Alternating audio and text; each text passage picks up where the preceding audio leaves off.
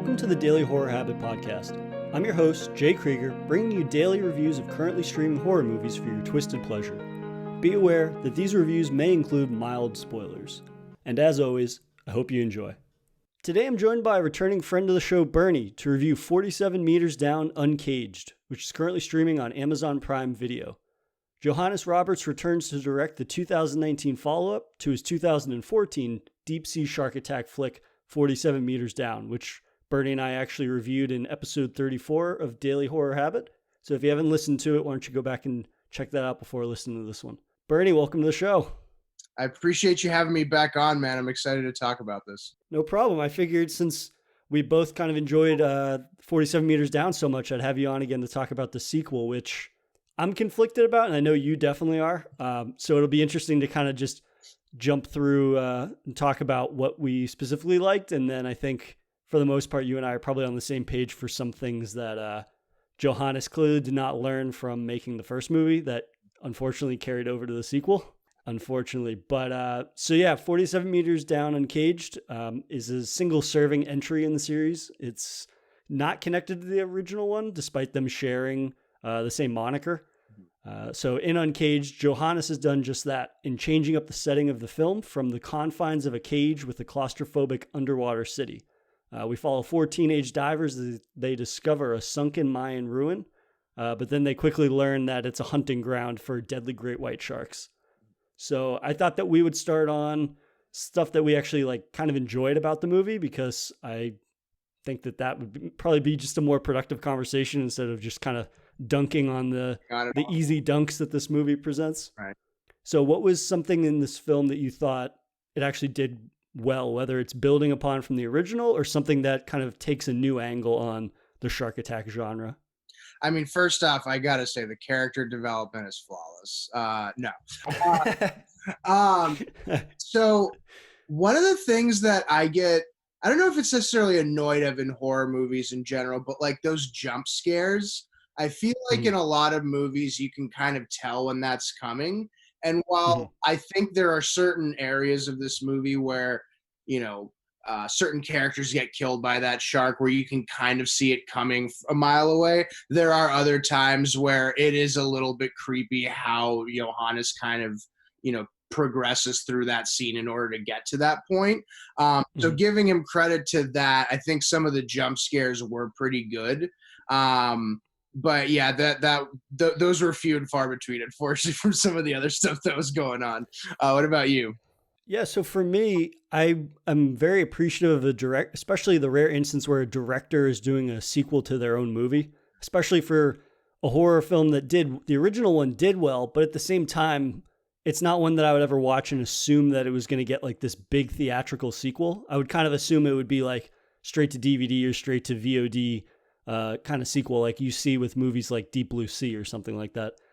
So for him to actually come back and direct and then to take it in a completely different direction and not just give us, again, this is a single serving film, so it doesn't share anything with the original. So I was appreciative that it doesn't feel like 47 Meters Down 2. It kind of just feels like its own movie that's independent from that. Not only, and obviously none of the characters from the first one return, but also just the premise in general. We're ditching the cage and we're going and we're getting this new setting that's incredibly claustrophobic, and it captures a different sense of underwater fear that I have, which is where the first one, it kind of highlights the vast emptiness of the ocean that you and I both said kind of freaks us out. Right. In this one, it's all about being claustrophobic and the idea that you're going to get trapped in this and never be able to see the sun or anything basically again. And I describe this one as kind of a slasher movie almost, in the sense that there are these strange, seemingly supernatural sharks that are hunting them that I actually really think is cool, and ties into the jump scares that you were talking about, in that the sharks they're essentially mutant sharks that they've been raised in this environment where they can't see, so they're blind, obviously. And it's kind of relying on their sound, echolocation and things like that to hunt everybody down, I think is a really cool twist on a concept that could have been really played out and just kind of a retreading of the original. So in that regard, this does what I think a lot of horror sequels fail to do. It's just some of the other parts of the movie that are kind of a little bit more of the standard fare of horror sequels. Right. It's kind of like my journey to losing weight. It's like the idea is great, but the execution is horrendous. So with this, like there are a lot of really good ideas. I think you hit the nail on the head in terms of the sharks. I mean, this had the potential, at least that specific aspect, to be a really cool I guess idea in the sense of, again, these sharks aren't your typical everyday I forget what the fish was called, tetra fish or something like that. Yeah, that was the fish that they discover that was like translucent basically. Right. And because it was born underneath, it was born in the shadows essentially. So it kind of just shows how things have adapted within the confines of those ruins. I'm glad you didn't throw out the Bane voice there, but so that idea in itself, right? It is a very interesting concept, but yeah, again, the way that it was done, I think the CGI that we talked about in the first movie, where they looked like, I mean, there were moments where they looked like genuinely real sharks. Mm-hmm. Obviously, you can tell the CGI in certain circumstances. I don't think anybody was ever under any illusions that this was a real shark, or the Right. CGI in that sense was pretty underwhelming. I think would be the best way to put it. But yeah, I mean the story of two teens who aren't exactly best friends, and then they go off and do an excursion basically together where they get closer and bond, and then they have to they have to kind of overcome some certain enemy or evil in the story. Mm-hmm. That actual concept has just been played over and over so many times that like within the first 12 minutes it's like, all right, one of them is bound to probably die, or like one of them's going to save the other one in some unrealistic kind of scenario, but at least there'll be a positive ending. Uh, Mm-hmm. but not to like jump too far ahead. My kind of favorite part of this movie was the ending, when it kind of circles back to the bully that pushes Mia, played by Sophia Nalise. Might have butchered her last name there, but when she gets pushed into the water, into the pool originally, and that's how it kind of starts up the kind of credit scene rolling. Um, Mm-hmm. at the end, they're doing the excursion that Mia and Sasha, played by Corinne Fox, were originally supposed to do, and that's how you see kind of the sharks attacking them. I loved that you know, kind of a bow to the story almost. Mm-hmm. Also, again, kind of coming back to that execution aspect, I think they could have done so much more with it, but they wanted to end it on some random kind of happy-go-lucky feeling. Yeah, so I mean, to take it back a minute to like just the new setting in general, because again, the end of the movie feels very indicative of the previous film, Mhm. which I don't have a huge problem with because it's the last like 5 minutes of the movie. Mhm. So it's like, that's not a big deal. It's not like they had another open water scenario for a majority of the film, because then again, that would have been super played out. And we're at this point, it's like, why even make a sequel if you're kind of just going to do a retreading and subvert audience expectations a little bit? I think that might be why I'm not nearly as hard on this as I know a lot of people are, just because he tried something different and he did succeed in some ways for me. But at the same time, obviously, there are some very like glaring issues, especially with like the character and the plot and whatnot that deals with them. But in terms of the setting, like, I think that's such a fantastic setting because, again, it captures a different aspect of water fear that I have, or like oceanic fear, in that this idea that you can get trapped under, it's kind of like if thinking about getting trapped under the ice in a certain extent. I like immediately my brain goes to that because we're Northeasterners.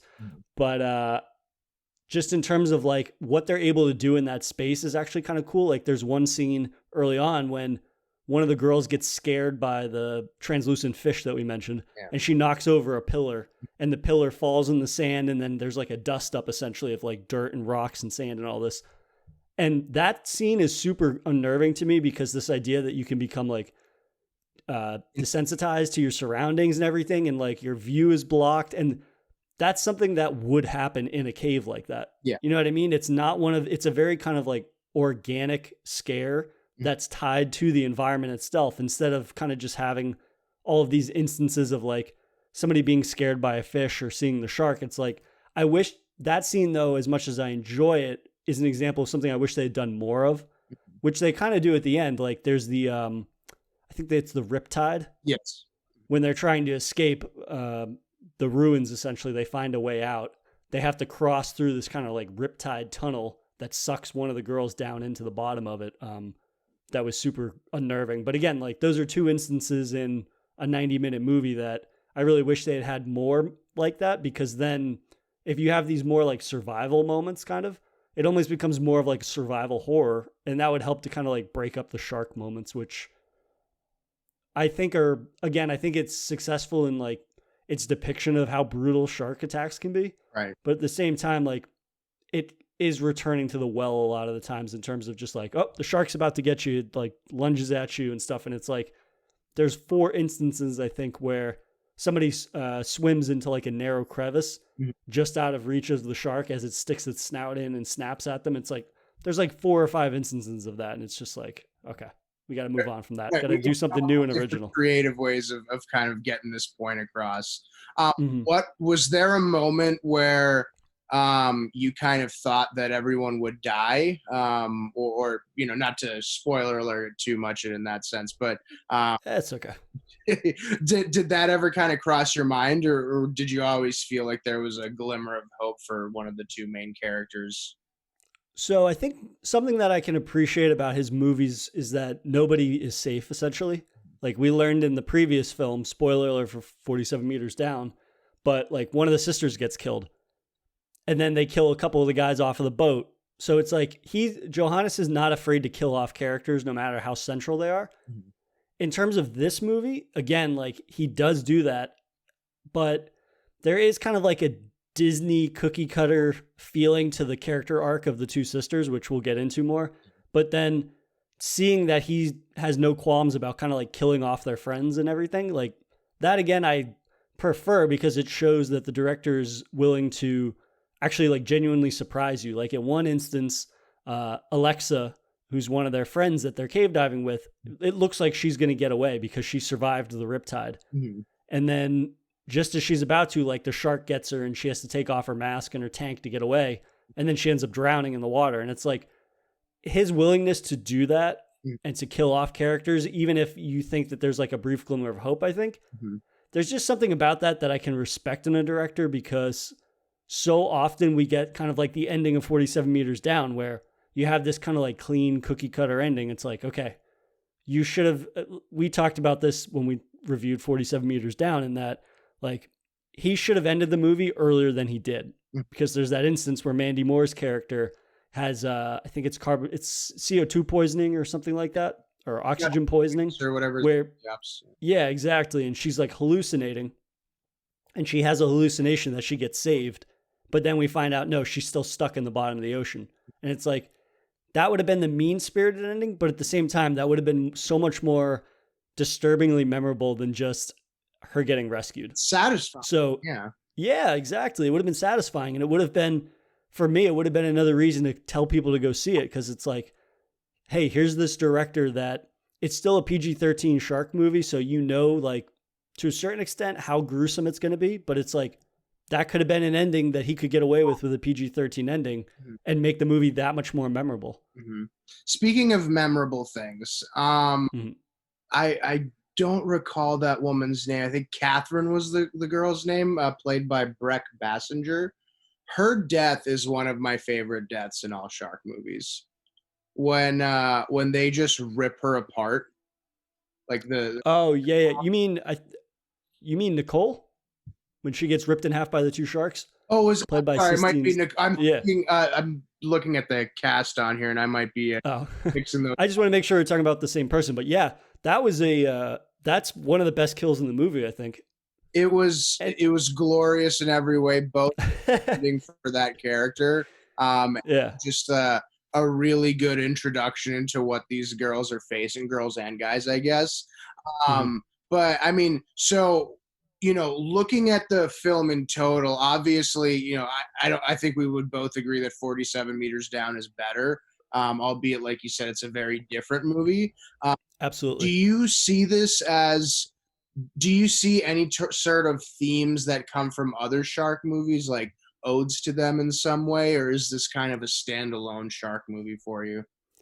I think it's true with any genre movie. Like, there's going to be very clear influences, and here it's definitely like Deep Blue Sea.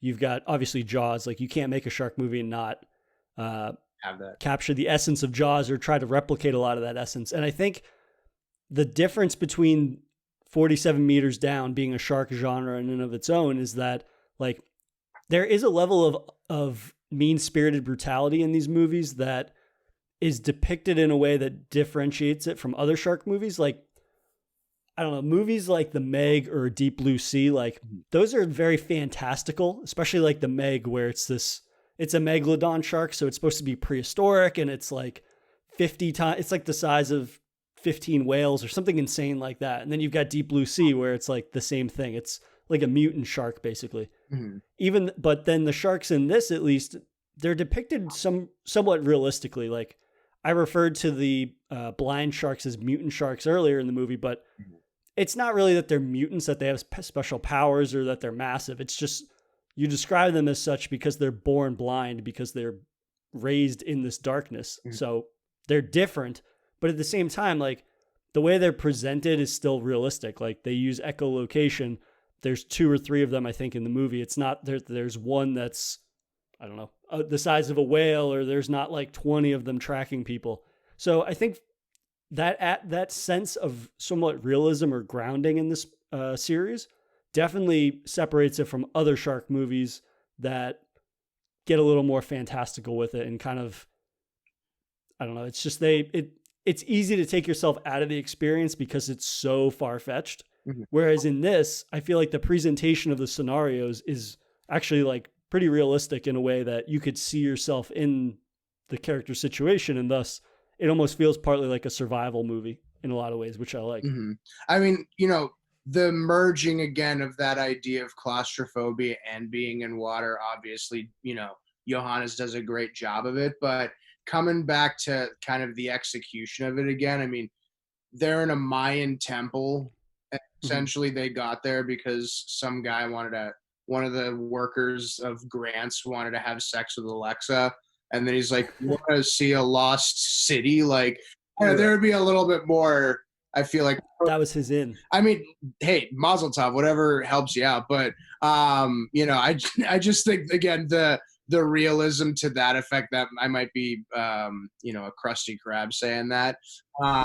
But, going towards the sharks, I mean, again, the idea was really cool. It's not as badly executed as the Meg, for instance, where there's like some pouch at the bottom of the sea or the ocean, and somehow they like enter a portal, and all of a sudden, there's a massive prehistoric megalodon in there again. Right. But yeah, when I saw those things, and I was like, all right, whoever created this CGI effects for this was taking a lot of mushrooms, because that's the only thing that would lend itself to make this creative, Yeah, I think I think part of it has to do with how up close and personal it is with the sharks this time around. Like, whereas in 47 meters down, a lot of the time it was more just like seeing the sharks and being aware of them. Yeah. And there wasn't a ton of close up with the sharks, at least if my memory serves correct. I know there's a couple instances like when they get attacked at the end. Right. And when it tries to get them through the cage. Also, I think what actually does a disservice to the shark in Uncaged is that it's albino because it's never seen the sun, and it was raised in an environment without the sun. So it looks fake. Yeah. You know what I mean? Like, just the way that it looks, it kind of looks fake. So that takes you out of it a little bit, I think. But in terms of at least keeping the way the sharks behave is somewhat grounded, like, I did appreciate that. It never again reaches this kind of like far-fetched fantastical notion. And one of the scenes that I think is actually really well done is when Mia sees the shark for, I don't know, the second time or something, and it's charging her. And then her friends start like banging things on the walls and the pillars to distract it. And like, they really play into this idea that this thing is hunting solely off of sound. Again, I don't know that they necessarily do enough with that. I think there could have been some more creative ways to go about like tricking the shark. Mm. But at the same time, like that's an instance of showing some creativity and giving us a different film than the one that preceded it, the one that came before. 100%, 100%. I mean, so kind of going towards the ending of it, where a couple of people have died. I mean, Grant's death was you know, unexpected at the moment, but I think we realized that he was going to end up dying. Mm-hmm. What are your thoughts on how it wrapped up? Were you kind of satisfied with the overall trajectory of the movie outside of the dialogue and kind of the CGI effects? Yeah, I mean, I I'm not crazy about the way the movie ends because again, like we can just get into the narrative Mhm. now if you want to. Like I'm not invested in this mean girls persona that they kind of lead the film with. Like that just kind of annoys me to no end. This it's all about how these girls aren't getting Mia's not getting along with the like mean girls at school and they're like pushing her in a fountain and there's like no teachers. I don't know. That's kind of like the educator in me where I'm just like that in what world do students get pushed into a fountain? There's no teachers around. Like I don't know. That's my mini rant. But I mean, there's like this whole mean girls persona and she's like, I don't fit in and all this stuff. I hate it here. And again, it's one of the main instances that it proves like Johannes did not learn certain things from making 47 meters down. Like one thing that you and I both said in our review of that film was that just get them in the water faster. Right. Get them in the water faster. I don't care about the relationship with the boyfriend. I don't care about dating these random dudes they met at a bar. Mhm. Just get them in the water fast. This is a shark attack movie. Like Jaws starts and those two are like banging on the beach or something, and then they jump right in the water. And that's like 30 seconds into the movie, 90 seconds, whatever. Mhm.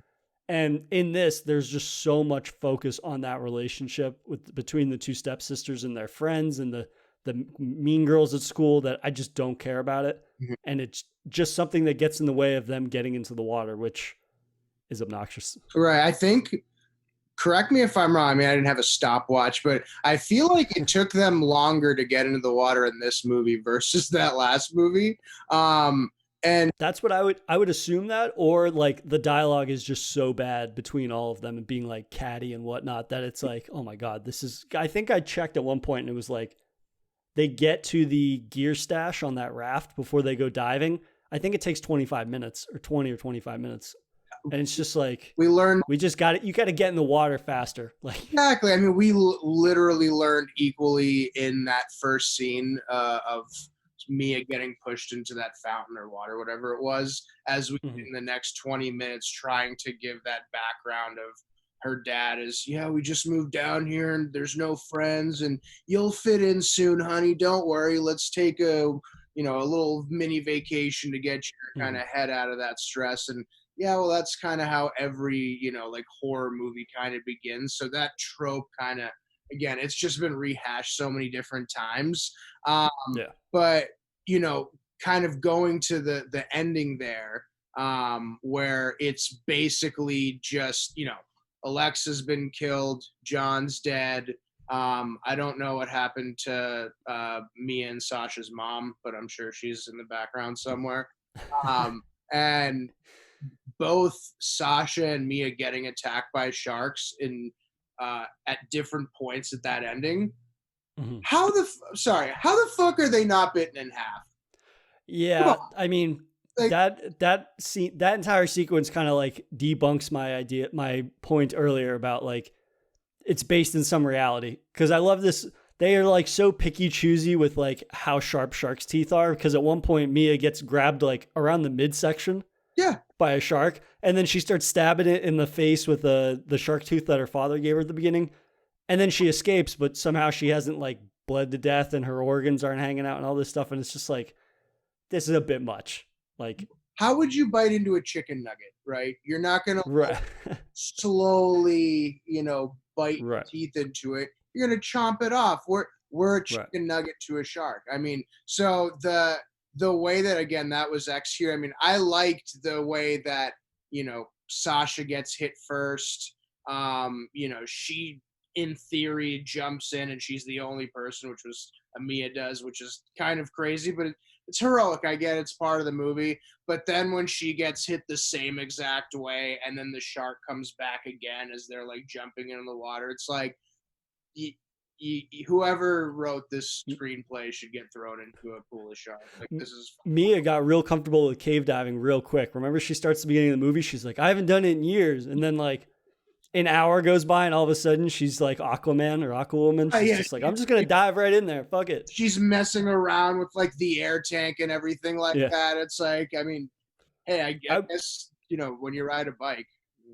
That moment's aside, I think I do like the slow-mo because they didn't overuse it. I think they might have used it one time earlier in the film, but overall, like the slow motion for that scene, I think really presents that action in a way that's pretty cool and creative.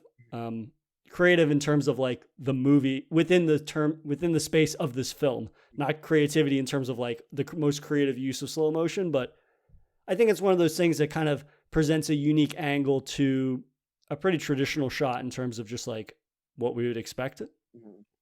But one scene that I wanted to know what you thought about that I think is probably the best scene in the whole movie is when I believe it's Mia, Sasha, and Alexa, and they have that like emergency beacon, the red flashing strobe light, and it gets to the point where they're like floating in the water and they just have that strobe light, and then every time it kind of flashes, you see an instance of the shark circling them.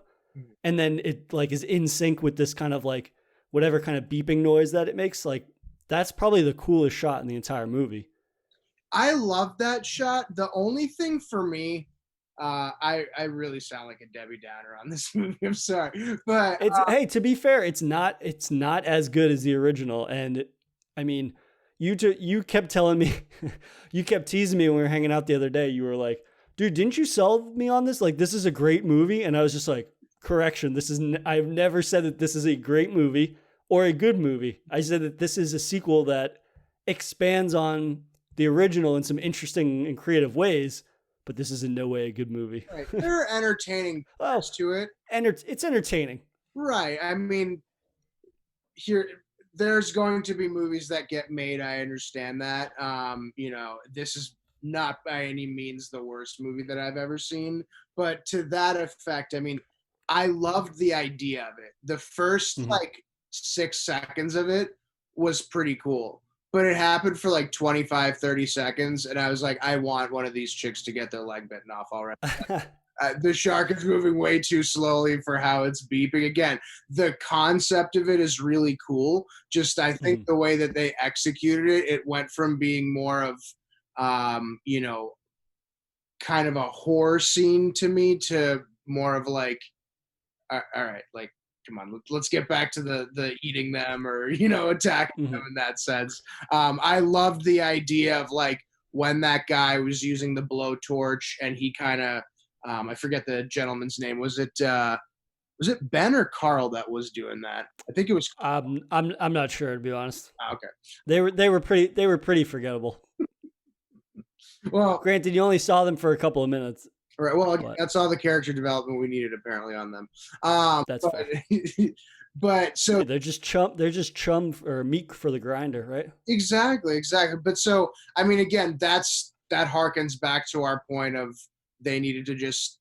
This movie was like what, an hour and a half. This should have been done in 58 minutes. No more than that. But yeah, I mean, overall, I like certain parts of this movie.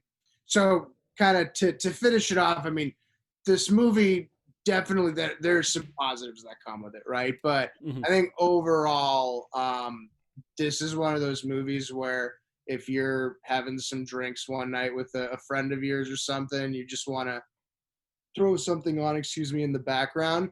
This isn't something where you need to necessarily watch every second of it. Right. You know, to get an understanding of what's going on. But you know.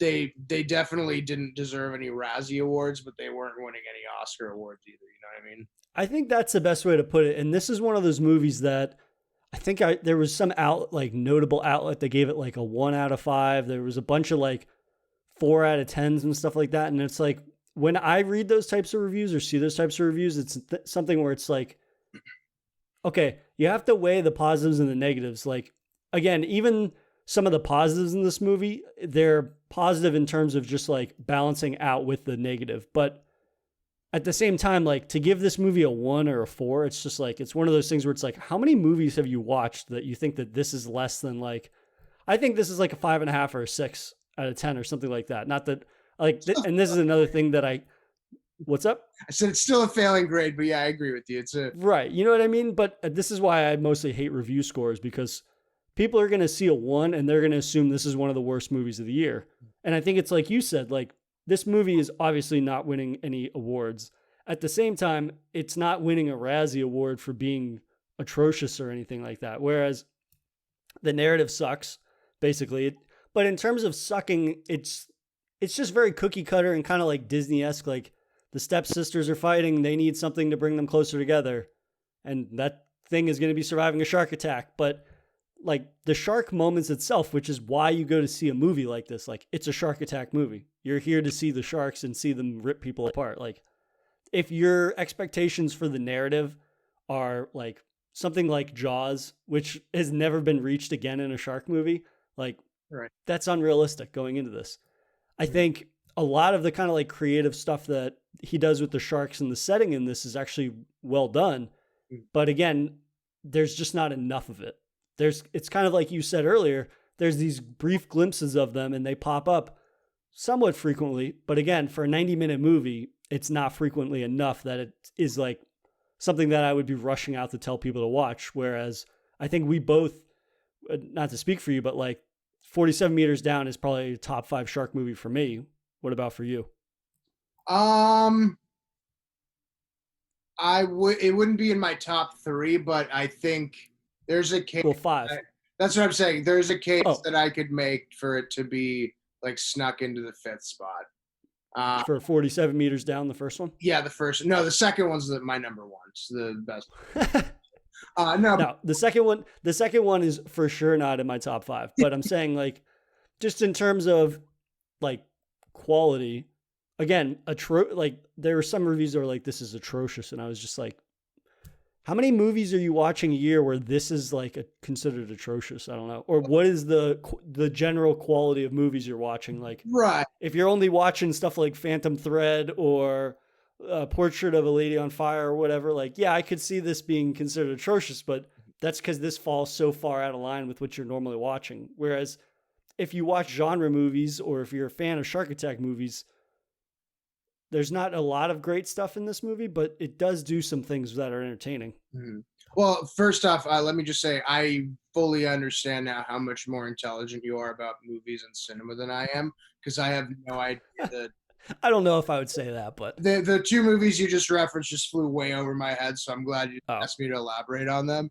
But yeah, I mean, again, in terms of, I love the concept of 47 Meters Down, and I do enjoy. I mean, I don't care necessarily too much about the fantasy of it's a lost Mayan island, or I'm sorry, what is it, structure basically that they fall into, right? Or find. But you know, looking at it, you know, I try and look at positives out of everything, and this gives me a little bit of motivation almost, because as horrendously bad as that script was, and the cast, most of the CGI, like 73% of the movie, all that stuff, right? It was a budget of $12 million, and the box office, it was like $46.5 million. Yeah. They almost 4x'd it, which I don't know necessarily how much the original cost and made, but I'm assuming it would be similar since they weren't, you know, there's very minimal. This one was what, 17 you said? $12 million. 12? Yeah. So I think the original one might have been like 7 or 8. Oh wow, so even better in that sense. But yeah, I mean, again, so in that regard, like they made money on it. So there's obviously an audience for this kind of stuff. But again, to what you were saying, this isn't a thing where if you're looking for a substantive movie of any kind, that I would necessarily recommend it in that regard. Yeah. So I guess the big question is like, if these are going to be single serving movies that all share the moniker of 47 Meters Down, would you watch a third movie in this series? I guess you can't even call it a series, just in terms of the zeitgeist of 47 meters down. Would you watch a third one? Yeah, I mean, I guess like if I was, I don't know, if I was like in prison for a number of years and I'd go to all the Or hungover on a Sunday? Yeah, I mean, nothing else to do. right, exactly. One of those two options, maybe, but most likely not. I think I've kind of tapped out. I like Johannes. I'm, he definitely has a lot of good movies, but I think the way this ended and the way this was kind of portrayed throughout, I've probably kind of no-mossed it on 47 meters down movies. You see, I don't know. He showed such a spark for creativity in terms of being conscious enough. I wish he had been conscious of a few more things when making a sequel, but he was conscious enough to realize like he cannot give us a movie that is the same premise or similar premise even. Like they're both shark attack movies. That's obviously for granted. But I mean, in terms of just like the whole scenario surrounding how you get these people being hunted by sharks, right, he at least had the foresight to give us something completely different in terms of the setting. Like we swap out the cage for the Mayan temple. That alone, I think I would want to watch a third one of these from him just for the potential of him introducing a new scenario that has sharks, and the kind of like mean-spirited brutality that I think defines this genre, this series from other shark attack movies. But I mean, that script, man, and those characters, and just kind of like force feeding that bullshit to us so often is just so, it's not offensive, but it's just like exactly what you would expect. And it's to the point that it's almost like, oh, my audience is expecting this, so I'll just give it to them kind of thing. And it's like, I wish he had applied a little more creativity or a little more foresight into giving us a narrative that isn't super invasive and doesn't kind of just touch upon all these different tropes, like you said, that we've seen time and time again. But I don't know. I'm pretty open-minded when it comes to a lot of movies. So like, I would definitely watch a third one from him. But if that one doesn't kind of like learn from some of the mistakes of the previous two films, like then I think it's going to be time to say goodbye to Johannes's tenure as a shark attack director. Right. I mean, I don't blame people for, necessarily watching a third one. I'm sure there's a lot of people that thought Serendipity was a good movie. But, looking at it again, I think there's a certain level of creativity that you need to have in order to keep making these kind of movies. And if you're going to keep going back to similar tropes, I don't know necessarily what they're going to be able to do after this. But, I welcome, Johannes and the 47 meters down crew to prove me wrong. And if they can come up with something that's unique or a unique take, at least on the genre, I would be open to potentially looking at it. Yeah, I think that's the perfect way to wrap up, because I feel the same way about it. But I appreciate you as always coming on, man. I'm looking forward to the next time I can have you on to chat, hopefully about a horror film that we both enjoy a little more. But as always, man, great conversation. I appreciate you having me on, buddy. I look forward to seeing this soon, man. If you enjoyed this episode, please subscribe to Daily Horror Habit on your preferred streaming service and follow @Daily Horror Habit on Instagram and @Daily Horror Pod on Twitter.